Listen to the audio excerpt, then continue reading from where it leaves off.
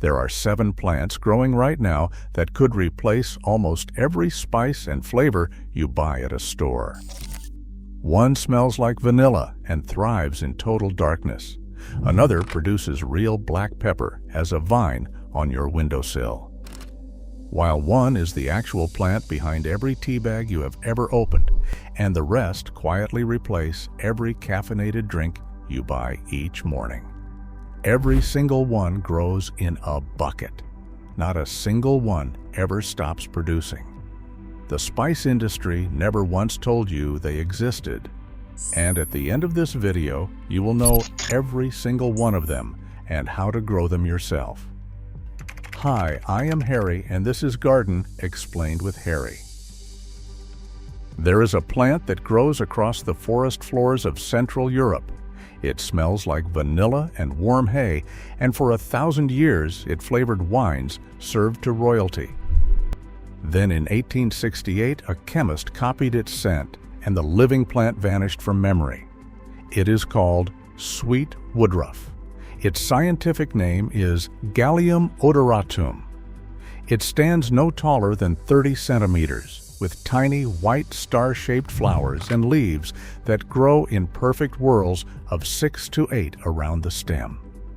If you walked through a European beech forest in late May, you would smell it before you ever saw it. That scent is coumarin. Coumarin sits locked inside the living leaves as a bound glycoside. When you cut the stems and hang them to dry, enzymes break the glycoside apart and release free coumarin into the air. That is why the fresh plant smells faintly green, but the dried plant fills a room with vanilla and freshly cut hay. Dried sweet woodruff contains between 0.62 and 1.15% coumarin by dry weight, according to research published in Food and Chemical Toxicology in 1999. What makes this compound remarkable is what it does inside the body. Researchers Hult and Paya reviewed over 60 coumarin derivatives in General Pharmacology in 1996 and confirmed they suppress both the lipoxygenase and cyclooxygenase inflammatory pathways. The same plant that flavors your evening wine reduces inflammation through the same biochemical routes that pharmaceutical anti-inflammatories target. Casley Smith documented in 1993 that coumarins help your lymphatic system drain excess fluid more efficiently. The plant also contains asparuloside, an iridoid glycoside that showed direct analgesic and anti-inflammatory effects in studies published in Planta Medica in 1974. So what did people actually do with this plant before the chemical industry replaced it? In Germany, sweet woodruff is the essential ingredient in my bowl, or May wine. You steep dried stems in dry white wine for 30 minutes, then add sparkling wine. This drink has been served every spring since at least the 9th century. Benedictine monks recorded it in monastery texts. In Berlin, they pour bright green Waldmeister syrup into wheat beer. In Austria and Switzerland, that same syrup sits on grocery shelves next to elderflower cordial. Beyond beverages, traditional European healers brewed the dried leaves into a sedative tea for insomnia. They used it as a digestive bitter for bloating. They applied poultices of crushed leaves to wounds and varicose veins. Maud Grieve documented all of this in A Modern Herbal in 1931. Modern foragers dry the leaves and mix them into sugar as a natural vanilla substitute. They infuse cream and custard with it. They steep it into simple syrups that replace commercial flavoring extracts. And the European Food Safety Authority confirmed in 2004 that traditional culinary amounts fall well within safe limits. You can grow this in a single 5-gallon bucket. Sweet woodruff evolved on the forest floor under dense canopy, so it prefers the spots where nothing else wants to grow. Fill a bucket with drainage holes. Use a 70-30 mix of potting soil and compost. Place it in partial to full shade. The plant spreads by underground rhizomes and fills the entire container on its own within one growing season. It is hardy down to -30°C, so it overwinters outdoors without protection beyond a thin layer of mulch. Harvest the stems after the white flowers appear in late May. Cut above the lowest leaf whorl so the plant regenerates.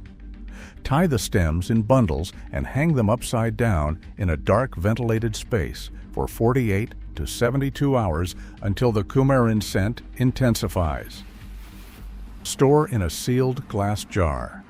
1 bucket produces enough dried sweet woodruff for an entire year of syrup, infused sugar, tea, and May wine. 1 bucket, 1 plant, 1 year of flavor without a single trip to the store. There are others that belong right beside it, and most of them will surprise you. Every single one of them grows in a container.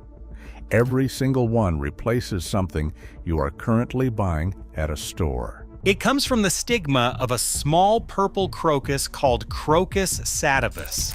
Each flower produces exactly 3 red threads. 3. That is all you get. Workers in the fields of Khorasan province in Iran and the valleys of Kashmir crouch between endless rows of purple blossoms every October morning. They pinch each flower open by hand. They pull the crimson threads free before the midday heat destroys the volatile compounds inside. 75,000 flowers to yield a single pound of this flower, more than 200 hours of hand labor, and the plant itself is completely sterile. It cannot produce viable seeds. It cannot spread on its own. Every single crocus bulb in every field on Earth was divided and placed there by human hands, season after season, century after century.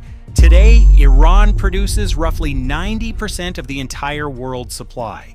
Its market is valued at more than $1.4 billion annually. A single kilogram of high-grade sells for up to $5,000. Weight for weight, that puts it alongside gold.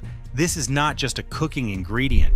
For most of recorded history, this flower was treated like a controlled substance.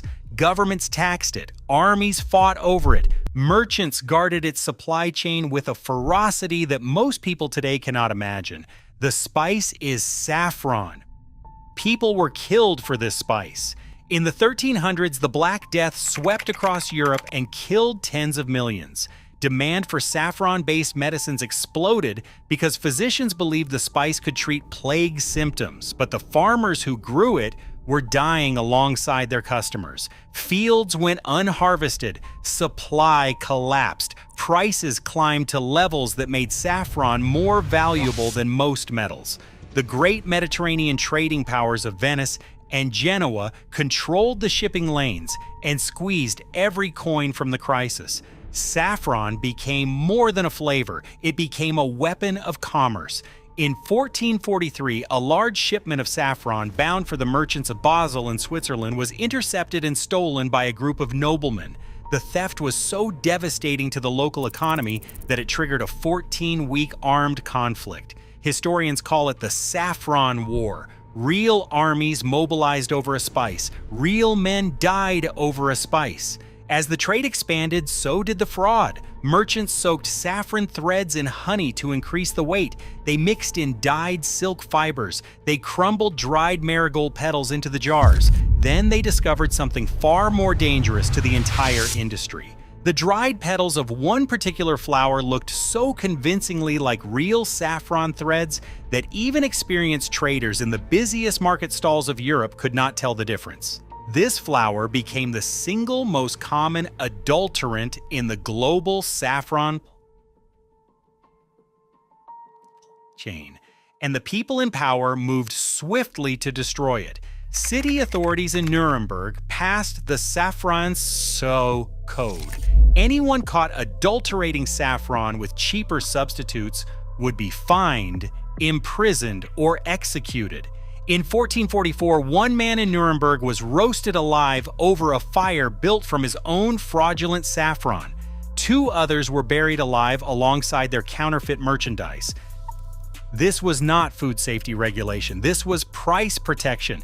The entire luxury spice economy depended on a single condition. Nobody could be allowed to discover that a common flower growing in ordinary soil could produce the same golden color for free. That flower was safflower, Carthamus tinctorius, a thistle-like annual in the daisy family with bright orange-red blooms that grows 1 to 5 feet tall in dry fields, roadsides, and neglected farmland across 6 continents. You may have driven past it 100 times and never known what it was. It looks like a weed. It spreads like a weed. And that was precisely the problem for every saffron merchant who ever lived. Because safflower was not some cheap counterfeit invented by medieval con artists. It was already ancient when the saffron trade began. Archaeologists have traced safflower cultivation back to the river valleys of Mesopotamia more than 4,500 years ago. That makes it one of the oldest deliberately grown crops in human history. When British archaeologist Howard Carter unsealed the tomb of Tutankhamun in Egypt in 1922, he found garlands of dried flowers resting alongside the golden sarcophagus. Chemical analysis confirmed those garlands contained safflower petals, placed there 33 centuries earlier by Egyptian priests who considered the flower sacred enough to accompany a pharaoh into the afterlife. Textile fragments from the Egyptian 12th dynasty, nearly 4,000 years old, were dyed using pigments extracted from safflower. The ancient Greeks recorded it on linear B clay tablets, carefully distinguishing between white safflower seed and red safflower petal. Each category was weighed separately and tracked for trade. Even the name encodes the truth. The Latin species name tinctorius means used for dyeing. The common English name safflower drifted over centuries from the Old French saffleur and the Arabic word for yellow, both rooted in the same linguistic family as the word saffron itself. The language preserved what the market tried to erase. The spice trade did not invent a substitute. It inherited a flower that was already ancient when saffron was still growing wild on the hillsides of Crete, and then it spent 500 years trying to make every kitchen on Earth forget it existed. Not every kitchen forgot. Western markets forgot. Everyone else kept cooking. In China, safflower is called Honghua red flower. Traditional Chinese medicine has prescribed it for centuries to promote blood circulation, ease joint pain, and support recovery after childbirth. Chinese hospitals still administer safflower-based preparations to stroke patients today. In South Korea, safflower seed powder is taken for bone health and to treat brittle bones.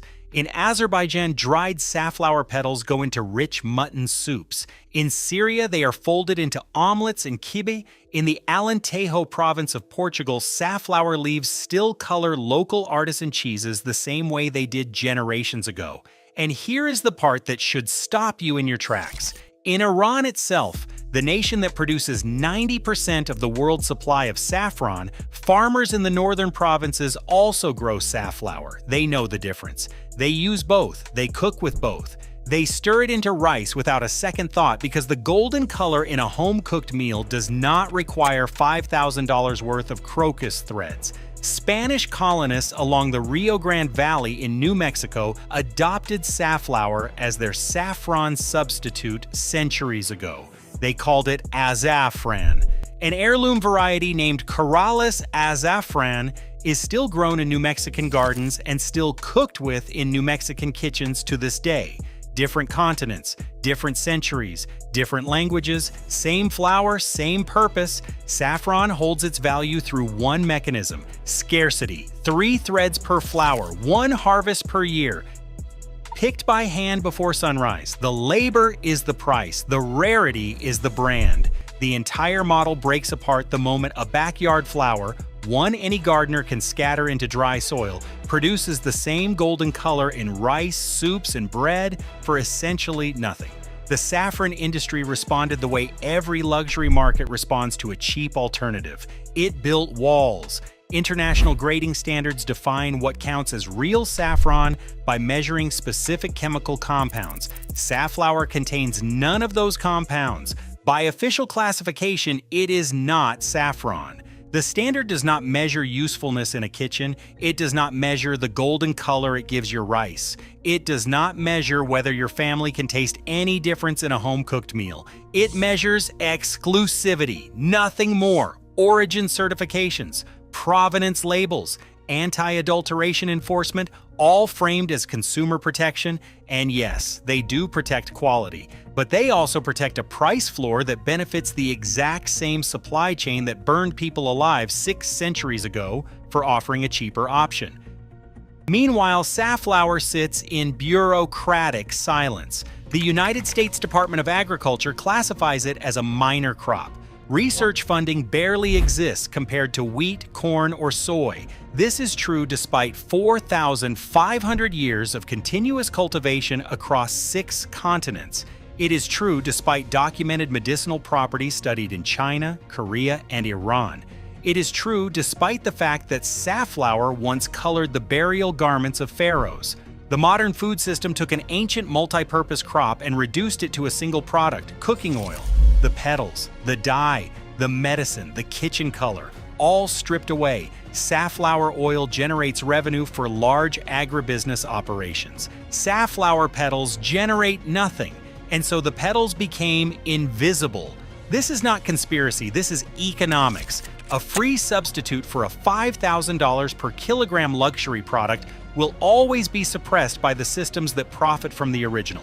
But the research that does exist confirms what the ancient world already knew. Safflower petals contain bioactive compounds that scientists have linked to cardiovascular protection, anti-inflammatory effects, and antioxidant activity. The seed oil is one of the richest plant sources of linoleic acid, an essential fatty acid the human body cannot manufacture on its own.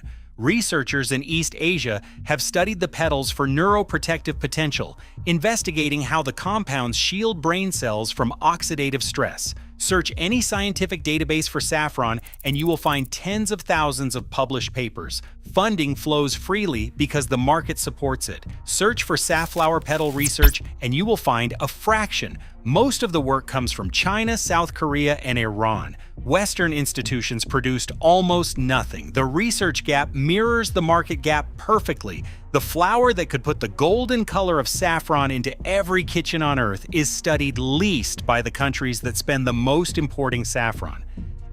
Safflower grows in dry soil that would stress or kill most garden crops. Its taproot pushes 8 to 12 feet straight down into the earth. It reaches water that no tomato or herb or lettuce root could ever access. It handles poor fertility, it tolerates salt, it survives hard frost in its early rosette stage and temperatures above 100 degrees in a high summer. Plant the seeds directly into the ground after the last spring frost, 1 to 1.5 inches deep, 6 inches apart in rows or scattered into a raised bed. The plant does not require precision. 120 days from seed to harvest. No greenhouse needed. No irrigation system in most climates. No pesticide program. When the flower heads turn bright orange and red, cut them. Spread the petals on a clean cloth in the shade. Let them dry for 2 or 3 days. Store in a sealed glass jar away from sunlight. To cook with them, steep a pinch of dried petals in warm water or broth for about 10 minutes. They release a deep golden yellow, almost identical to what saffron produces. Use it in rice, in soups, in bread dough, in tea. Add a pinch of turmeric if you want richer color. A single plant produces dozens of flower heads across the growing season. One small garden bed, 5 feet by 5 feet, produces enough golden spice for an entire year of cooking. A seed packet costs $2 or $3. Let a few flower heads go to seed on the stalk at the end of the season, and the plant reseeds itself the following spring. One purchase becomes a permanent supply. No annual expense, no supply chain, no middleman standing between you and the color in your food. 75,000 flowers, hand-picked in the dark, dried, sorted, graded, certified, shipped across oceans, $5,000 a kilogram. Workers crouched in Iranian crocus fields every October pulling 3 crimson threads at a time from flowers that will never reproduce without them. controlled, regulated, priced beyond the reach of ordinary kitchens. And meanwhile, this flower, same color, any soil, any garden, any climate where the sun shines and the rain is scarce. 4,500 years of unbroken use, buried by the one industry that had everything to lose, still growing in every dry field and forgotten garden bed on earth. Walk into your kitchen right now, open your spice cabinet, look at that small jar sitting next to the salt. You bought it for a few dollars, you refill it every few months without thinking. You have never once asked where it actually comes from. You have never seen the plant that made it. You have never been told that you could grow it yourself. That is not an accident. 2,000 years ago, the Roman Empire was obsessed with this spice. Pliny the Elder, one of Rome's most well-known historians, complained in writing that 50 million sesterces left the empire every single year. All of it flowed east to India to pay for small dried berries. Rome built dedicated warehouses called the Horea Piperataria to store this one product. Citizens used it as currency. They buried it with their dead. They offered it to their gods.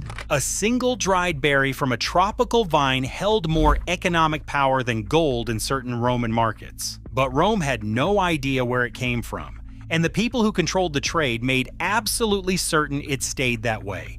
Arab merchants dominated the overland spice routes for centuries. They moved this crop from the Malabar coast of India across the Arabian Peninsula and into Mediterranean ports. Along the way, they told European stories. They said the spice grew in forests guarded by venomous serpents. They said only trained harvesters could retrieve it. They said entire forests had to be burned to drive the snakes away before a single berry could be collected. Every word of it was fabricated. It was the first supply chain disinformation campaign in recorded history. If Europeans feared the source, they would never go looking for it. And for centuries, they did not. During the Middle Ages, this spice became so valuable across Europe that landlords began accepting it as payment for rent. A pound of it could purchase a serf their freedom. The term peppercorn rent entered English common law, and it remains a legal term to this day. Judges still reference it. It was a crop so embedded in Western civilization that it shaped property law for generations. And still, no European had ever seen the vine. Then, in 1498, a Portuguese navigator named Vasco da Gama sailed around the southern tip of Africa and reached the coast of India. His mission was not exploration. His mission was not scientific curiosity. His mission was this spice. The Portuguese seized control of the Malabar coast and the pepper gardens growing there. They taxed local farmers. They controlled every export. They killed anyone who attempted to trade independently. But the Portuguese were mild compared to what followed.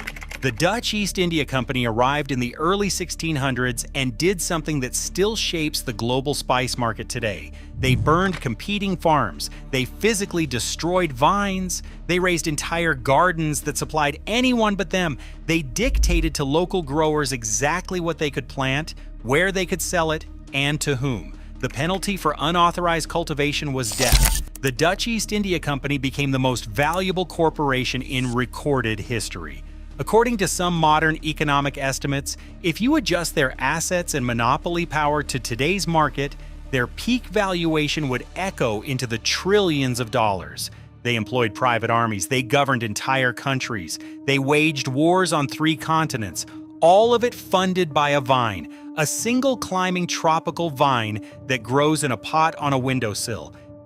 They sailed around the world, they burned farms, they enslaved populations, they built an empire worth more than any company that exists today, all for a plant that any person in a warm room could grow at home. But here is what they worked hardest to hide. The vine is called Piper nigrum. You know it as black pepper, the most common spice on every table in every restaurant in every country on earth. The thing sitting right next to your salt shaker right now, that is what all of this was about. That is what empires rose and fell to control. That is what the Dutch East India Company killed to monopolize black pepper, a house plant. And here's the part that still surprises people. Green peppercorns, black peppercorns, white peppercorns, and red peppercorns are not four different spices. They are the same fruit, the same berry, from the same vine, from the same cluster. The only difference is when you pick them and how you handle them afterward. Harvest the berries early while they are still small and green. Preserve them in brine or freeze-dry them. Those are green peppercorns. Let the same berries stay on the vine a little longer. Pick them just before they ripen. Spread them on a flat surface under direct sunlight for 3 to 5 days. The skin shrivels and darkens as the enzymes do their work. Those are black peppercorns, the same ones you buy at every grocery store on Earth. Wait even longer. Let the berries ripen completely until they turn bright red. Soak them in water for a week to 10 days until the outer skin loosens and falls away. Dry the smooth, pale inner seed that remains. Those are white peppercorns, the kind European chefs use in cream sauces because they disappear visually into the dish. Or take those fully ripe red berries and preserve them immediately in brine before the skin breaks down. Those are red peppercorns. 4 products, 4 separate jars on the shelf, 4 different price tags, 1 vine, 1 pot, 1 harvest. In Kerala, along the southwestern coast of India, families have grown this vine on the same land for generations. The vine wraps around trees in their yards. Children harvest the berries the same way American children pick apples in autumn. It is not exotic to them. It is not rare. It is simply what grows in the garden beside the house. In Kampot, Cambodia, pepper farming is so deeply embedded in community identity that it now carries cultural heritage protection. In the central highlands of Vietnam, smallholder families with backyard trellises produce nearly 40% of the entire global supply. Not industrial plantations, not factory farms, families with vines climbing wooden stakes behind their kitchens. 500 million people across South and Southeast Asia understand this plant completely. They grow it, they harvest it, they dry it at home. They have done this for thousands of years without interruption. Meanwhile, Western consumers buy a jar. They have never seen the vine. They have never held a fresh cluster of berries still attached to the stem. They do not know that green and black and white and red are the same fruit processed differently. The gap between grower and buyer is not geographic. It is informational, and that gap has been carefully maintained since Vasco da Gama first rounded the Cape of Good Hope 500 years ago. There is one compound inside these berries worth understanding. It is called piperine. This is what gives pepper its heat. But piperine does something else that most consumers never learn. It dramatically increases the absorption of other nutrients in your digestive system. The supplement industry knows this very well. They isolate piperine from pepper, package it under trademarked names, and sell it in bottles at premium prices as a bioavailability enhancer. Your grandmother putting freshly ground pepper on every single meal was already doing what a $30 supplement promises. She just never charged anyone for it. The science is clear. The history is documented. The vine has been fruiting for thousands of years. So here is the only question that actually matters. You can grow this vine in your home. Piper nigrum is a tropical perennial climber. In the wild, it scales tree trunks and reaches 10 meters high. In a container with a moss pole or a small wooden trellis, it stays between 1.5 and 3 meters tall. It looks like a beautiful tropical houseplant because that is exactly what it is. The only difference is that this one produces the most traded spice in human history from your living room window. Start with a live cutting or a rooted vine from a nursery. Many tropical plant sellers carry them as ornamental specimens. You can find them online shipped directly to your door. Do not attempt to grow a vine from the dried peppercorns in your spice cabinet. Those have been heat treated during commercial processing and will not sprout. You need a living plant or a fresh cutting with 3 to 4 nodes along the stem. Place the cutting in moist growing medium. Roots establish within 4 to 6 weeks. Use a pot 10 to 12 inches across with drainage holes at the bottom. Fill it with a well-draining mix that holds some moisture but never stays soggy. Orchid bark combined with perlite and good compost works well. Insert a moss pole or a sturdy wooden stake in the center of the pot for the vine to climb. Place the whole setup near a south-facing window with bright indirect light. Direct midday sun in summer will scorch the leaves. Morning light is ideal. Filtered afternoon light is even better. This vine evolved in the tropics. It wants consistent warmth between 20 and 30 degrees Celsius. It wants humid air around its leaves. Mist the foliage a few times per week or set the pot on a shallow tray of pebbles with water beneath to create ambient moisture. While it climbs like a pothos or a philodendron, Piper nigrum is far more demanding. It requires strict environmental consistency to thrive. Feed the vine monthly with a balanced liquid fertilizer during the active growing season from spring through early autumn. Water when the top inch of soil feels dry to the touch. Do not overwater. The roots are tropical, but they are not aquatic. Standing moisture causes rot. Consistent light dampness is the target. Now here's the only real barrier: patience. The vine will not produce fruit in its first year or its second. First flowering spikes typically appear in year 3 or year 4 from a rooted cutting. The spikes emerge from the nodes and hang downward like slender green fingers. Each one carries between 50 and 80 tiny berries. When you see them forming for the first time, you will understand immediately why empires destroyed each other over this plant. Because while getting a tropical vine to fruit indoors is a test of patience, a successful harvest connects you directly to an ancient agricultural tradition. Harvest the hanging spikes when the berries are green for fresh green peppercorns. Let them ripen further toward red for deeper, more complex flavor.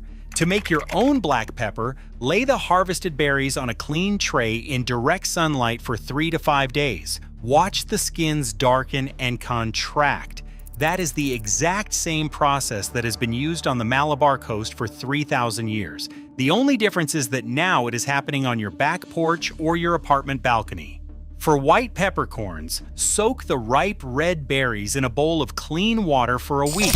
The outer layer softens and separates. Rub it away between your fingers. Dry the pale inner seed on a rack or a screen.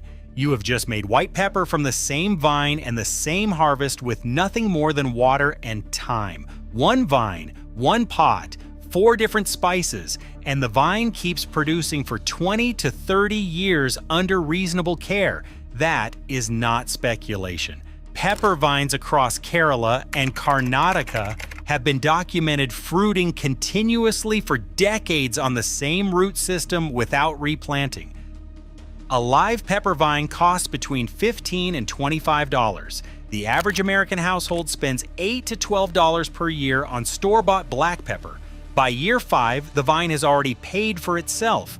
By year 10, you have saved well over $100. By year 20, the plant sitting quietly in your window has produced spice worth more than $200 at grocery store prices. It also happens to be one of the most striking climbing houseplants you will ever own. The global black pepper market is currently valued at $5.5 billion. Vietnam, Indonesia, India, and Brazil supply most of it. The dried berries travel thousands of miles by container ship. They pass through processing facilities, export agents, wholesalers, distributors, and finally retailers. Every step adds cost. Every step adds distance between you and a vine that would grow happily 3 feet from your kitchen table. The jar on your shelf has no picture of the plant, no growing instructions, no mention that what is inside was once a living berry on a living vine that could survive for decades in your care. That silence is not new. It is 500 years old. The Portuguese practiced it, the Dutch refined it, the modern spice industry inherited it without even realizing the inheritance existed. This is not conspiracy. This is economics. A vine that produces for 30 years without replanting generates no repeat purchases. A customer who grows their own pepper stops buying pepper. A plant that climbs a stick on a windowsill does not need a transcontinental supply chain. What cannot generate annual revenue cannot justify a marketing budget. What has no marketing budget does not enter public awareness. 3 centuries of Western households have reached for a jar without once asking whether they could grow what was inside it. But the vine does not care about revenue, it does not care about trade routes or colonial monopolies or a $5.5 billion global industry built on its berries. It cares about climbing, it cares about fruiting, it cares about doing exactly what it has done on the Malabar coast for thousands of years before any empire ever noticed it existed. It will do the same thing in your living room if you let it. Walk into any sushi restaurant tonight, sit down, look at the plate. There it is, that small green mound sitting next to the pickled ginger and the pool of soy sauce. You have been putting it on your fish since the first time someone took you out for sushi. Your parents ate it, your friends eat it. Every food show on television shows chefs smearing it across their plates with confidence. The entire world treats this green paste as one thing, and the entire world is wrong. That green mound is horseradish. Not a special variety, not a Japanese strain. Common horseradish, the same root that sits in jars next to the mustard at the grocery store. It has been mixed with mustard flour, cornstarch, and green food coloring. Sometimes the coloring is synthetic, sometimes it is spirulina to make the label look clean. But the result is the same, a paste designed to look and burn like something it is not. 95% of the time, this is what you are eating. Not just in American restaurants, not just in strip mall sushi bars, in London, in Sydney, in Sao Paulo, in Seoul, even inside Japan, at any restaurant that is not charging premium prices, the green paste on the plate is horseradish. The deception is not regional, it is universal. Here is what makes this different from a simple food substitution. The real plant and the fake replacement do not taste the same. They do not feel the same. They do not behave the same way in your mouth. Horseradish hits your tongue hard. The burn is sharp, almost chemical. It coats the inside of your mouth and lingers for minutes. Your eyes water. Your sinuses sting. The sensation is blunt and aggressive. The real plant does something entirely different. The heat enters through the nose, not the tongue. It rises cleanly through the sinuses in a wave that peaks and then vanishes within 30 seconds. There is sweetness underneath. There is a floral quality, almost like fresh green herbs mixed with something mineral. The finish is clean. Your mouth does not burn. Your tongue does not go numb. The experience is precise, brief, and elegant, and then it is gone. Completely gone. That disappearing act is not a flaw, it is chemistry. The real plant relies on an enzyme reaction that creates volatile compounds called isothiocyanatase. The moment the fresh rhizome is grated, these compounds are generated, peak, and then quickly begin escaping into the air. Within 15 minutes, it has oxidized. Within 20 minutes, the paste on your plate has lost most of what made it special. This is why the real thing was traditionally prepared tableside, grated fresh on a piece of dried shark skin at the exact moment of serving, not 5 minutes before, not in a kitchen down the hall, at the table, in front of your eyes, because the clock starts the instant the cells break open. Now think about every tube and every packet you have ever seen. Think about the squeeze bottles in refrigerator cases and the foil-wrapped portions in takeout bags. By chemical definition, none of these can contain the real thing in any meaningful amount. The format itself is the confession. If it sits on a shelf, it is not real. If it came in a packet, it is not real. If it has been waiting for you longer than 15 minutes, it is not real. The reason is not complicated. A single fresh root sells for $25 to $80 depending on size and grade. Per kilogram, the price runs between $75 and $250. The plant takes 18 to 24 months to grow from planting to harvest. It demands specific temperatures, constant shade, precise moisture, and drainage that most agricultural land cannot provide. It is considered one of the most difficult crops to grow commercially on Earth. No restaurant chain can scale that. No fast casual sushi operation can absorb that cost. So the industry made a decision. They replaced the real thing with something cheap and hoped nobody would notice. Nobody noticed. For decades. Because you cannot miss what you have never been given. The global sushi industry is worth hundreds of billions of dollars. It stretches across every continent, from conveyor belt restaurants in London to high-end omakase bars in Manhattan to gas station sushi trays in Nebraska. Every single one of those operations needs something green on the plate. Real wasabi cannot supply even a fraction of that demand. So horseradish fills the gap. Mixed in factories in China and the United States, packaged in tubes stamped with Japanese characters that most buyers cannot read, shipped in bulk to distributors who stock it without question, the system does not hide what it is doing. It simply never tells you. But 500 years before the first sushi restaurant opened in New York, farmers in the mountain valleys of central Japan were growing this plant in cold, clear streams running down volcanic slopes, and they were eating every part of it. The plant is wasabi, real wasabi, Eutrema japonicum, and the place it comes from looks nothing like a farm. On the Izu Peninsula, south of Tokyo, mountain streams cut through forests of Japanese cedar. The water runs cold year-round, fed by snowmelt and volcanic springs filtered through layers of rock. Along these streams, on terraced beds of gravel and sand, wasabi grows in rows shaded by the forest canopy. The light that reaches the plants is dappled and indirect. The water flows continuously over the roots, never standing still. The temperature stays between 8 and 20 degrees Celsius through every season. This is sawa cultivation, stream bed farming. Families on the Izu Peninsula have tended the same water channels for generations. The knowledge passes from parent to child, where to place the gravel, how to angle the terraces so water flows at the right speed, when to thin the canopy to let in just enough light without exposing the plants to direct sun. This is not industrial agriculture. This is a relationship between people, water, shade, and time measured in years, not weeks. In Shizuoka Prefecture, wasabi cultivation dates back to the early 1600s. Local records describe farmers discovering the plant growing wild near mountain springs and learning to cultivate it by replicating those conditions on terraced stream banks. The Tokugawa shoguns considered it a luxury reserved for nobility. For a period, cultivating it outside certain regions was restricted. The plant was not just food, it was status, it was power, it was valuable enough to control. A wasabi rhizome planted in one of these stream beds takes 18 to 24 months to reach full size. During those months, the plant invests its energy into the chemical compounds that give it value.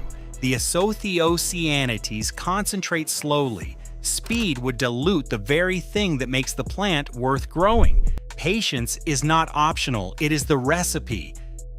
But here's what most people outside Japan never learn. The rhizome, that gnarled green stem that gets grated into paste, is not the only thing worth eating. Japanese tradition uses every part of this plant. The large heart-shaped leaves are eaten fresh in salads or blanched and wrapped around rice. The long stems are pickled in sake leaves to make wasabi zuke, a condiment served at tables across Japan for centuries. Even the small white flowers that appear in spring are edible. They carry the same clean, rising heat in a milder form. The entire plant, from root to bloom, is wasabi, and the pairing with raw fish is not about flavor preference, it is about survival. The compounds in wasabi inhibit the growth of bacteria associated with foodborne illness from raw seafood. Japanese chefs understood this 500 years ago. They placed the freshly grated root next to the fish, not as garnish, but as protection. A food safety system encoded into culinary tradition centuries before anyone understood microbiology. The plant was not decoration, it was working. Today, that tradition is shrinking. Japan is the only country with a deep commercial wasabi growing history, and production has been declining for decades. On the Izu Peninsula, the farmers are aging. Their children move to Tokyo for office jobs. Typhoons destroy stream bed terraces that took years to build. Rising water temperatures push the plant beyond its comfort zone. The streams that made this cultivation possible are warming. The crop that defined Japanese culinary identity for centuries is quietly disappearing from the mountains where it began. And here's where the story turns. Because what most people never hear about is the second method, the one that does not require a mountain stream, the one that makes it possible to grow this plant in your backyard, on your balcony, or in a shaded corner of your porch, without spending $80 on a single root. It is called OK wasabi, field-grown wasabi, soil-cultivated, no stream required. This method has existed in Japan alongside sawa cultivation for centuries. It receives almost no attention because sawa wasabi is considered premium. Oka wasabi produces the same botanical plant, but because it lacks the continuous oxygenation and cooling of a mountain stream, growing it in soil requires meticulous care to prevent stagnant water from rotting its fragile root system. The conditions are specific but not impossible. Cool temperatures. The plant struggles above 25 degrees and suffers badly above 30 degrees. Shade, 70 to 80% shade cover, the kind you get under a dense tree canopy or a simple shade cloth stretched over a raised bed. Moisture, consistent but never waterlogged. The roots want to be damp, not drowned. Soil that drains freely and leans slightly acidic, rich with organic matter. A north-facing garden bed, a container under a patio roof, a spot beside the house where the sun never hits directly. These are entry points, not barriers. And here's the turn that earns the title of this video. You do not need to wait 18 months to eat real wasabi. The leaves are harvestable within 8 to 12 weeks of planting, 8 to 12 weeks. Each plant produces new leaves continuously from the center of its crown. You harvest the outer leaves. The inner leaves push outward to replace them. The cycle does not stop. It continues for the entire life of the plant, which can stretch 3 to 5 years before the main rhizome reaches peak maturity. Think about what that means. Within 3 months of putting a single wasabi plant into a shaded pot, you can harvest the leaves. While milder and more herbal than the intense paste of the root, they contain a delicate, authentic hint of that distinct wasabi heat. You chop the leaves into salads, you blend them into pesto, you pickle the stems the same way Japanese families have done for centuries, you dry the leaves and grind them into seasoning. You steep them in oil or vinegar, and the heat infuses slowly over days. Every week, new leaves replace the ones you took. The plant does not stop producing. And as it matures, something else happens. The base of the crown begins producing offsets. Small side shoots emerge alongside the main stem. Each offset can be separated carefully and replanted as a new independent plant. One plant becomes two become 4. Each one produces harvestable leaves within weeks of being transplanted. After 2 years, you can harvest the main rhizome if you choose. Grate it fresh at your own table on a fine ceramic grater. 15 minutes of the real thing, the flavor that 99% of the world has never experienced. Then replant the offsets and start the cycle again. It has no endpoint. One purchase becomes a colony. This is not theoretical. Growers in the Pacific Northwest have established wasabi operations in the shaded understory of Douglas fir forests in Oregon and Washington. A pioneering farm in Dorset, England successfully adapted old Victorian watercress beds to replicate Japanese mountain streams, proving that with the right gravel and flowing water infrastructure, it can thrive outside Japan. Operations in Tasmania produce wasabi for Australian restaurants 12,000 kilometers from Japan. Farms in British Columbia supply high-end kitchens across Western Canada. The myth that this plant only survives in Japanese mountain streams died years ago. The plant needs cool shade, clean water, and patience. Those conditions can be created in a greenhouse, a basement with grow lights, a shipping container, or a balcony that faces north. In colder climates, the plant goes dormant in winter but returns in spring. In mild climates, it grows year-round. Container growers bring it indoors during heat waves and set it back outside when temperatures drop. The plant actually prefers the cold. It thrives in conditions that would stress most crops. While your tomatoes die at the first frost, Wasabi is settling in for its most productive season. The math closes the argument. One wasabi start plant costs $8 to $15 from a specialty nursery. That single plant produces 3 to 6 offsets over its lifetime. Within 3 years, a single purchase becomes a self-sustaining patch, producing continuous leaf harvests and periodic rhizome harvests worth $25 to $80 each at retail. Your leaves have been feeding you since week 12. Your offsets have been multiplying since year 1. The only ongoing cost is water and the restraint to not harvest everything at once. Every sushi restaurant you walk into tonight will place a green mound on your plate. It will be horseradish. It will be mustard flour. It will be food coloring shaped into a lie that the entire industry agreed to tell. You will look at it and you will know. The real thing is growing on a mountainside in Japan right now in cold water, under cedar shade, taking its time. Or it is growing in a pot on someone's porch in Portland, pushing out a new leaf this week that nobody had to buy and nobody had to ship across an ocean. One plant, infinite leaves, the real flavor, 15 minutes at a time, whenever you want it. And every restaurant you have ever walked into served you the imitation instead. Walk into any cafe in Brooklyn or Los Angeles or London right now. Look at the menu board. You will see this green powder listed at $6 or $7 per cup. Lattes, smoothies, ceremonial bowls whisked with bamboo. The packaging says stone ground. The labels say first harvest. The branding says imported from Kyoto. Every word on that tin is designed to make you feel like you are buying something rare, something ancient, something that only trained artisans in a single Japanese valley can produce. The global market for this powder reached $4.4 billion in 2023. Analysts project it will cross $10 billion by 2030. The wellness industry adopted it. The fitness industry adopted it. Instagram adopted it. Every morning routine video on the internet features a bright green cup sitting next to a journal and a candle. The price per gram now exceeds the price of silver in some retail stores, and almost nobody buying it has any idea what plant it comes from or how it is actually made. That gap between what consumers pay and what consumers know is not an accident. It is the business model. The plant is called Camellia sinensis. If that name sounds unfamiliar, it should not. Because Camellia sinensis is the single species that produces every type of tea on earth. Black tea, green tea, white tea, oolong, pu'er. The tea bag in your kitchen cabinet that costs $3 for a box of 20 comes from this plant. The $40 tin of bright green powder on the shelf at Whole Foods also comes from this plant. Same species, same genus, same leaves growing on the same kind of bush.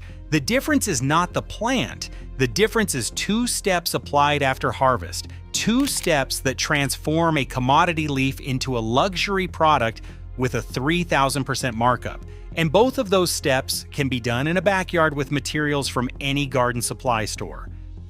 The first step is shade. 20 to 30 days before harvest, Japanese farmers cover their tea bushes. In the Uji district of Kyoto, they have done this since the 1500s using reed canopies built on bamboo frames. The traditional method is called oishita. A simpler version called kabuseicha uses cloth draped directly over the plants. Both methods do the same thing. They block sunlight. When you block sunlight from a tea plant, something remarkable happens inside the leaf. The plant panics. It begins overproducing chlorophyll to capture whatever light remains. Chlorophyll is what creates that vivid electric green color. Sun-grown tea leaves are dull and yellowish by comparison. The green powder in the $40 tin is green because someone put a tarp over the bush. That is the entire color secret. But the color is only the beginning. Camellia sinensis produces an amino acid called L-theanine in its roots. The roots send L-theanine up into the leaves through the stems. Under normal sunlight, the leaves convert L-theanine into catechins, which are bitter compounds. Block the sunlight and the conversion stops. The L-theanine accumulates. Shade-grown leaves contain up to 5 times more L-theanine than leaves grown in full sun. L-theanine is the compound responsible for the calm, focused feeling that people pay premium prices for. It is the reason wellness influencers call this powder a clean energy source. It is the reason cafes charge $7 per cup instead of $2. The entire experience that consumers associate with this product comes from blocking light for 3 weeks. Not from a secret cultivar, not from sacred Japanese soil, from shade cloth. You can buy 60% shade cloth at any garden center for less than $15. Drape it over a frame. Cover your tea bush for 20 to 25 days before you harvest. The L-theanine will accumulate. The chlorophyll will surge. The bitterness will drop. The sweet, savory taste called umami will develop. The exact same biochemical transformation that happens in the fields of Uji will happen in your yard in Georgia or Oregon or southern England. The second step is grinding. After harvest, the shade-grown leaves are steamed briefly to stop oxidation. This is what keeps them green instead of turning brown into black tea. The stems and veins are removed by hand or by machine. What remains are flat, dried leaf pieces called tencha. Tencha is the raw material. It is the last stage before the powder. In Uji and in Nishio and in the other traditional producing regions of Japan, tencha is fed into granite stone mills called Aishi Usu. These mills are beautiful objects. Some of them are centuries old. They turn at 40 to 60 revolutions per minute, deliberately slow. The slow rotation prevents friction heat from damaging the chlorophyll and the amino acids. One mill produces about 40 grams of powder per hour. 40 grams per hour, that is 1 tin. One single $40 tin requires 1 full hour of grinding. The tea industry presents this as artisan craftsmanship. They photograph the stone mills in soft light. They describe the process as ancient and irreplaceable. They frame the slowness as sacred tradition. It is not sacred, it is a bottleneck. And the bottleneck is what protects the price. The grinding itself is not complex. The goal is to reduce dried leaf material to a fine powder between 5 and 20 microns in particle size. That is small enough to suspend in water when whisked, small enough to feel smooth on the tongue. Standard kitchen equipment cannot easily achieve this. Hand cranking a ceramic coffee burr grinder or using a mortar and pestle will only produce a gritty, coarse green tea powder. Achieving true matcha consistency requires a specialized granite mill or an industrial jet mill to pulverize the leaves down to micron levels without creating destructive heat.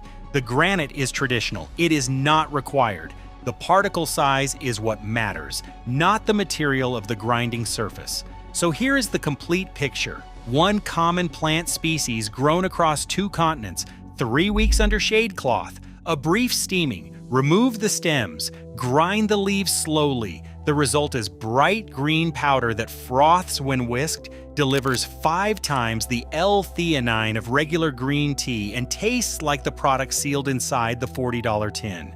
Because it is the same product, same plant, same chemistry, different hands.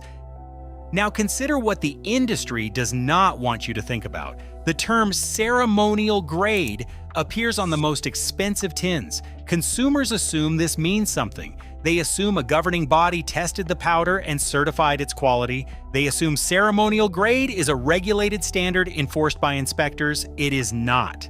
Ceremonial grade has no legal definition. No agricultural authority in Japan or anywhere else enforces it.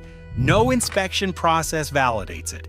Any company on earth can print the word ceremonial grade on any tin of green powder and charge whatever price the label supports. It is a marketing phrase, not a quality standard. There is more. While Japan remains the gold standard for premium matcha, a significant portion of low-cost green tea powders sold globally are sourced from other major tea-producing nations like China. Unscrupulous brands may use deceptive marketing imagery, though strict international import laws do require accurate country of origin labeling on the back of the packaging. The branding says Kyoto. The supply chain says Zhejiang province. The consumer never learns the difference because the consumer never visits the farm. This is not conspiracy, this is economics. The markup from farm gate leaf to retail tin exceeds 3,000%. Raw tea leaf in Uji costs less than 2 cents per gram at the farm. The same leaf processed into powder retails at $1 to $1.50 per gram in a Western store. Branding accounts for that gap. Import logistics account for that gap. The granite mill photograph on the website accounts for that gap. The actual agricultural process does not.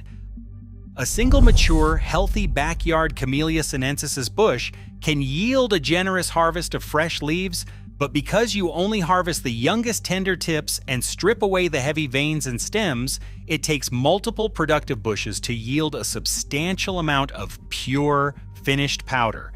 At current retail prices, that is $200 worth of product from one plant, every year, for decades. Some tea plants in Yunnan province in China have been producing leaves for over 1,000 years. The plant does not stop. It does not require replanting. It does not send you an invoice. You can grow this bush.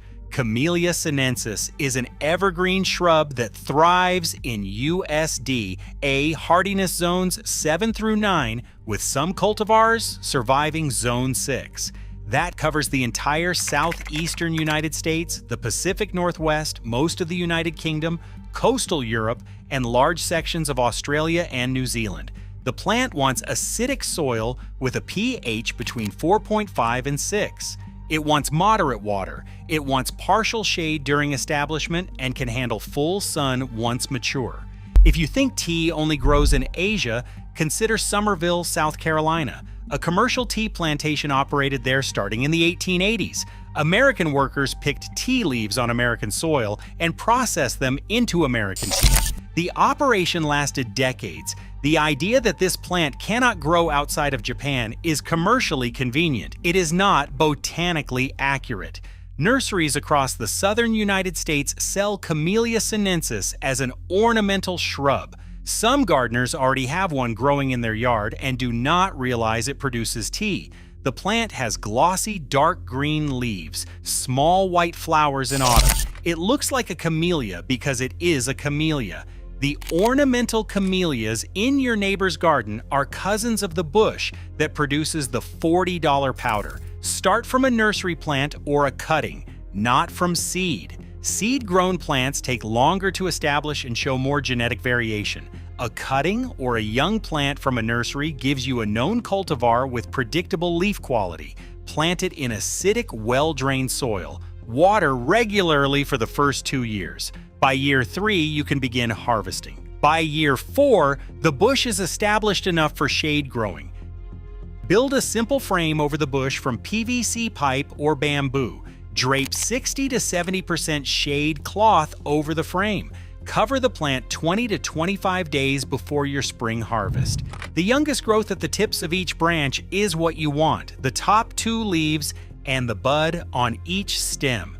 This is the standard plucking method used on every tea farm on the planet. Pinch and pull, drop them into a basket, steam the fresh leaves for 30 to 60 seconds. A kitchen steamer works. A colander over a pot of boiling water works. The steam halts the oxidation enzymes that would turn the green leaves brown. This is the only difference between green tea and black tea. One gets steamed, the other does not. Same plant, same leaf. One step, spread the steamed leaves flat on a drying rack. Remove the stems and the thick central veins. Dry them completely. What you are holding now is tencha, the same tencha that feeds into the granite mills of Uji, the same tencha that gets sealed into $40 tins with Japanese calligraphy on the label. Except yours came from your backyard and cost you nothing beyond patience. Grind the dried tencha in a stone burr mill or a ceramic hand grinder. Grind slowly. Do not rush. Heat degrades the chlorophyll and the amino acids. A hand grinder turning at a steady pace produces the same result as a granite ishi usu turning at 40 revolutions per minute. The powder should be fine enough to suspend in water when you whisk it. Bright green, smooth, fragrant. This is the product. This has always been the product. The tea industry will not tell you any of this. The wellness brands will not tell you. The cafes charging $7 per cup will not tell you. The information does not serve their price point. A process that anyone can replicate cannot sustain a $4.4 billion market built on mystique. A plant that grows in your yard cannot justify a 3,000% markup. A grinding method achievable with a $40 hand mill cannot coexist with the narrative of irreplaceable ancient craftsmanship. But the plant does not care about narratives. It does not care about branding or ceremonial grade labels or Japanese calligraphy on foil packaging. Camellia sinensis cares about growing. It has grown on mountainsides in Yunnan for longer than any tea company has existed. It grew in the gardens of Buddhist monks who carried it to Japan in the 1100s. It grew in Somerville, South Carolina when nobody was paying attention. It will grow in your yard the same way it grew in Uji, the same way it grew before anyone thought to put it in a tin and charge $40. What cannot be controlled cannot be monopolized. What cannot be monopolized cannot sustain a luxury price. What cannot sustain a luxury price does not get marketed. And what does not get marketed does not enter your consciousness. That is why you never knew. Not because the knowledge was hidden, because no one profited from giving it to you. The plant is still growing. It has been growing for 1,000 years. It will keep going whether you buy the tin or not. Caffeine is not coffee. Most people use those words like they mean the same thing. They do not. Caffeine is an alkaloid that appears naturally in over 60 plant species across every inhabited continent on Earth. Coffee is just one delivery method, one plant among dozens that produces this molecule. What makes coffee special is not the caffeine, it is the $450 billion marketing machine behind it. Here is what that machine does not tell you. When coffee beans are roasted at temperatures above 400 degrees, the process destroys compounds called polyphenols. These are natural buffers that slow caffeine absorption in your stomach. Raw coffee beans contain them, roasting burns them away. So when you drink a cup of coffee, the caffeine hits your bloodstream fast. Your heart rate spikes. Your energy surges for about 90 minutes, then it crashes and you reach for another cup. That cycle repeats 3 or 4 times a day for most adults. That craving is not a flaw in the system. That craving is the system. Walk into any office break room in America at 2 in the afternoon. Watch what happens. Half the room is standing around the coffee maker with glazed eyes and heavy shoulders, pouring their 3rd or 4th cup because the morning dose wore off hours ago. They are not drinking because they enjoy it. They are drinking because the crash forced them back. Nobody questions this. Nobody asks why the most popular stimulant on Earth stops working every 90 minutes. They just refill the mug. Now consider something remarkable. On 5 separate continents, completely independently, indigenous cultures discovered the same principle. Caffeine works better when paired with other compounds that occur naturally in the same leaf. A molecule called theobromine gently stimulates the cardiovascular system. Another called theophylline relaxes smooth muscle. An amino acid called L-theanine calms the nervous system without causing drowsiness. When these compounds ride alongside caffeine, they slow absorption, they extend the stimulation, they prevent the crash. No laboratory designed this. No pharmaceutical company patented it. The plants did it themselves over millions of years of evolution. 3 of the 5 plants I am about to reveal belong to a single botanical family. They are all holly trees. They grow wild across the Americas. Indigenous peoples brewed them for thousands of years. The modern caffeine economy pretends they do not exist. Add 2 more species from Asia and Central America, and you have 5 plants that grow in containers, cost nothing to maintain, and deliver cleaner energy than anything you can buy at a coffee shop. Deep in the Ecuadorian Amazon, there is a tree that indigenous families have gathered around every morning before sunrise for at least 2,000 years. The Quechua people of the upper Amazon basin wake in total darkness. They light a communal fire in the center of the shelter. They fill gourds with hot tea brewed from the long green leaves of a tall evergreen tree growing beneath the jungle canopy. And then they sit together and share their dreams. This is not casual consumption. This is social infrastructure built around a plant. The Quechua call this tree the night watchman. Hunters who drank it before overnight watches reported calm, sustained alertness lasting for hours without fatigue. They could sit motionless in the dark rainforest waiting for prey and never lose focus, not for minutes, for hours. The tree is guayusa, an evergreen holly native to the upper Amazon, growing along river tributaries in Ecuador, Peru, and Colombia. Under the right conditions, it reaches nearly 100 feet tall and lives for over a century. Its leaves contain caffeine at concentrations between 1.9% and 7.6% by dry weight. Arabica, coffee beans contain about 1.4%. At its peak, a single guayusa leaf holds more than 5 times the caffeine of a coffee bean. No other leaf on Earth comes close. But caffeine alone does not explain why the Quechua chose this tree over dozens of other options in the most biodiverse forest on the planet. Guayusa leaves also contain L-theanine, theobromine, and a dense concentration of polyphenols and flavonoids. These compounds modulate the caffeine delivery. The result is a slow onset of energy that builds over 30 minutes and holds steady for 4 to 6 hours. No jitters, no crash, no second cup needed. Coffee gives you caffeine. Guayusa gives you the full compound stack. The Quechua figured this out 2 millennia before modern pharmacology existed. There's another property of this plant that Western science still cannot fully explain.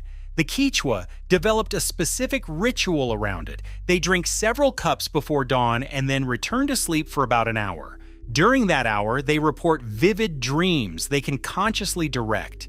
The kind of dreaming where you know you are asleep and can steer the experience. They wake up, gather around the fire again, and share what they saw.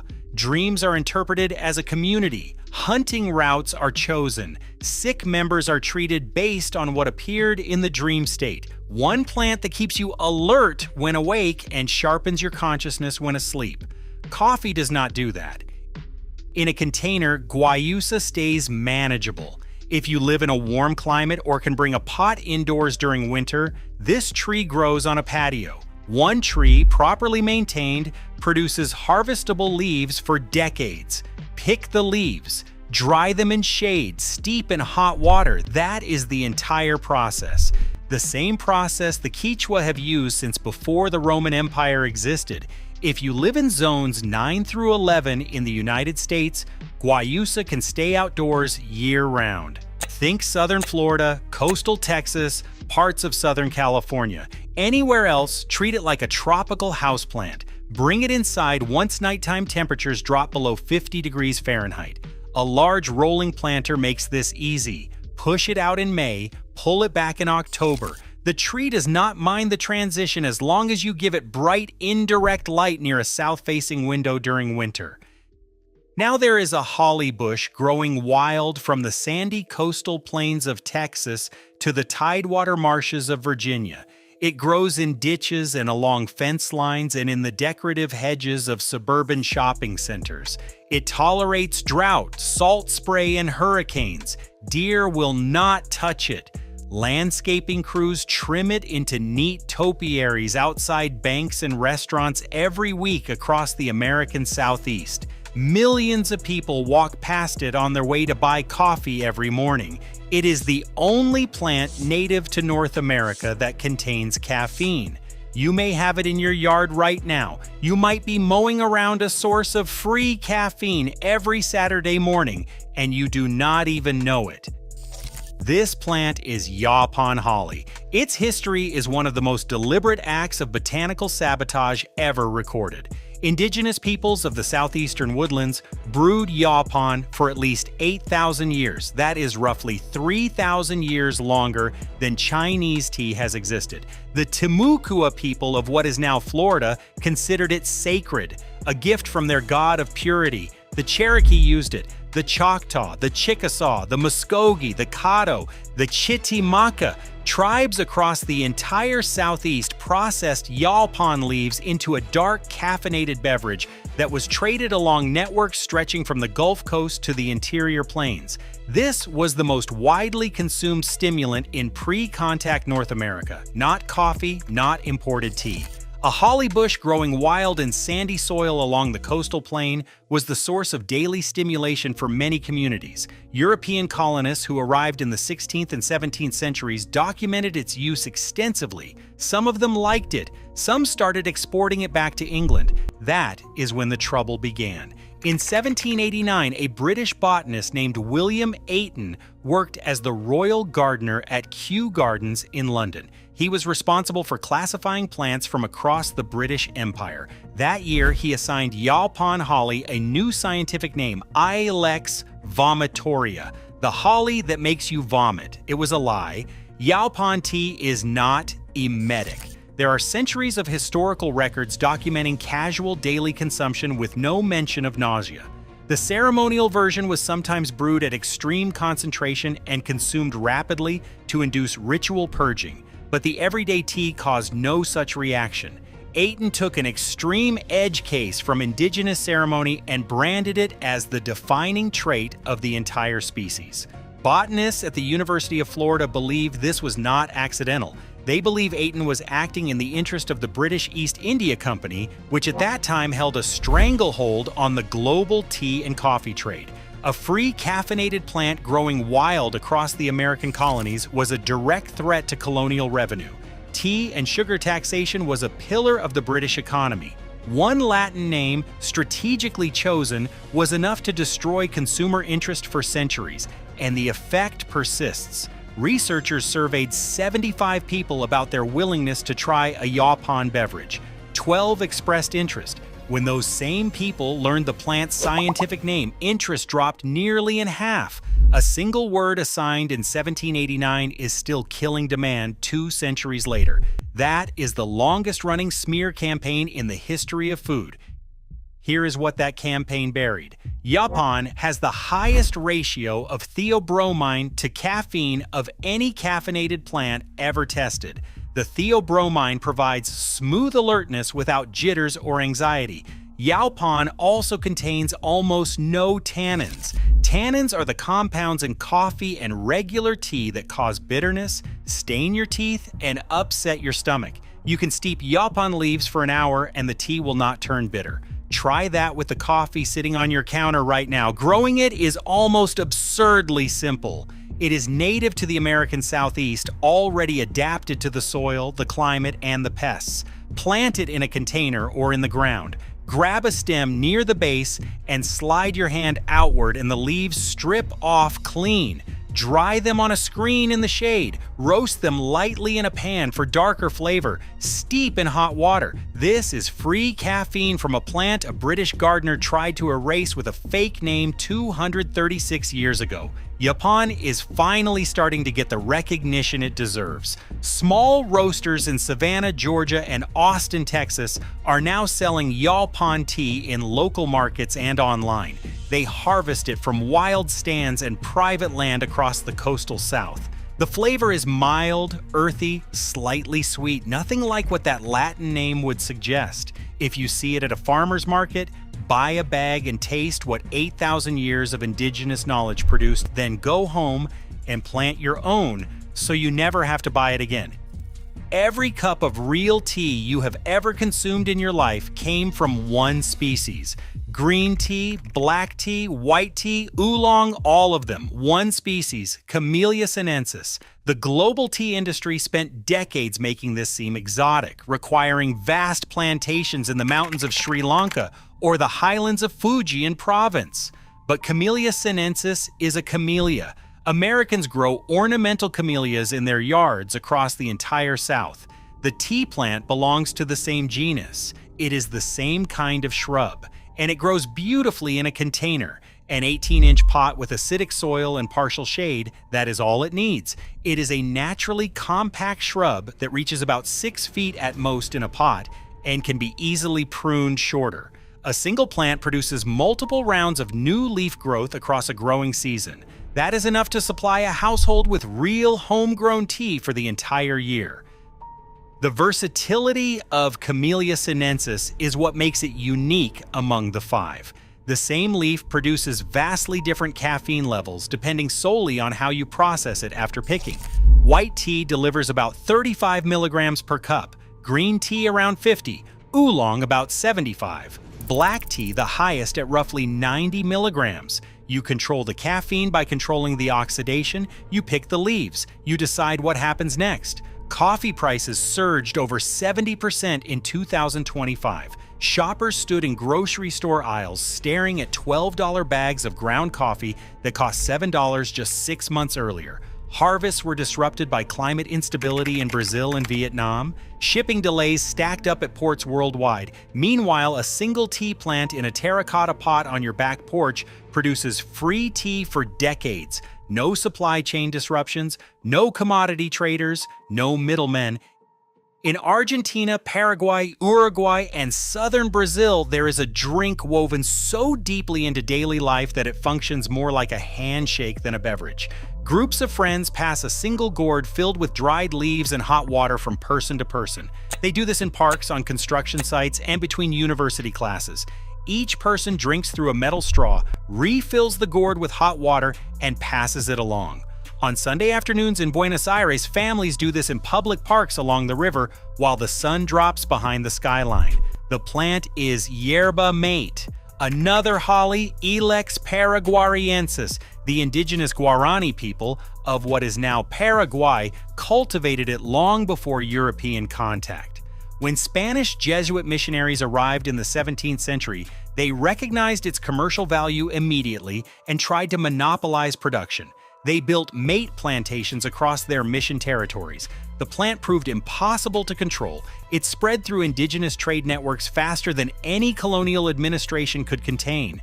Yerba mate is the only one of the 5 that survived colonialism with its cultural identity fully intact.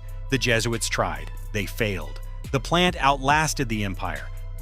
A typical cup contains approximately 80 milligrams of caffeine, comparable to coffee, but mate also contains theobromine at meaningful concentrations and trace amounts of theophylline. These 3 compounds together produce a sustained plateau of alertness, not a spike and crash. A slow build that holds for hours and fades gently. The kind of energy where you look up and realize 3 hours have passed and you never once felt the edge wear off. It grows as a shrub when pruned and adapts well to container growing in temperate climates. 3 continents, 3 holly trees, all caffeinated, all ignored in North America, while the coffee aisle in your grocery store gets longer every single year. The 5th plant has a name that translates to food of the gods, Theobroma cacao. For 3,000 years, the civilizations of Mesoamerica consumed cacao not as candy, but as a bitter stimulant drink, consumed before battle and trade journeys. The Aztecs, the Maya, the Olmec before them. No sugar, no milk, no foil wrapper. Cacao was ground into paste, mixed with water and chili peppers, and drunk by warriors walking hundreds of miles through Central American jungles. The dominant stimulant in cacao is not caffeine, it is theobromine, a vasodilator that stimulates the cardiovascular system rather than the central nervous system. The energy feels different from anything caffeine produces. Warmth in the chest, not electricity in the skull. Cacao beans contain 6 to 10 times as much theobromine as caffeine. This ratio means the small amount of caffeine present is completely modulated by the theobromine, creating an energy experience unlike coffee or tea. The modern chocolate industry took the cacao bean, stripped out the stimulant compounds during heavy processing, loaded it with sugar and dairy fat, and sold the world a candy bar. The original product was a functional stimulant used by the most powerful civilizations in the Western Hemisphere. They turned it into dessert and buried the original purpose underneath. If you want the real experience, skip the grocery store chocolate aisle entirely. Buy raw cacao nibs or ceremonial-grade cacao paste from a reputable source. Or better yet, grow a cacao tree indoors. It needs warmth, humidity, and patience. But when the pods finally ripen and split open, revealing rows of white pulp-covered beans, you are holding the same raw material that built trade empires across Central America 1,000 years before Columbus ever left Spain. Now let us talk about money, because that is what all of this is really about. The global coffee market generated $485 billion in revenue in 2025. 66% of American adults drink coffee every single day. That is the highest daily consumption rate in 20 years. Lines stretching out the door of every coffee shop in every city in the country. Drive-through lanes backed up onto the highway at 7:15 every weekday morning. Think about what that business model requires. It requires you to buy coffee every single day, beans you cannot grow in your climate, from plants you do not own, processed in roasting facilities you will never see, shipped across oceans on container vessels burning bunker fuel, stored in grain warehouses, distributed through supply chains with dozens of intermediaries, each one taking a margin, each one adding cost, each one standing between you and a molecule that grows on trees.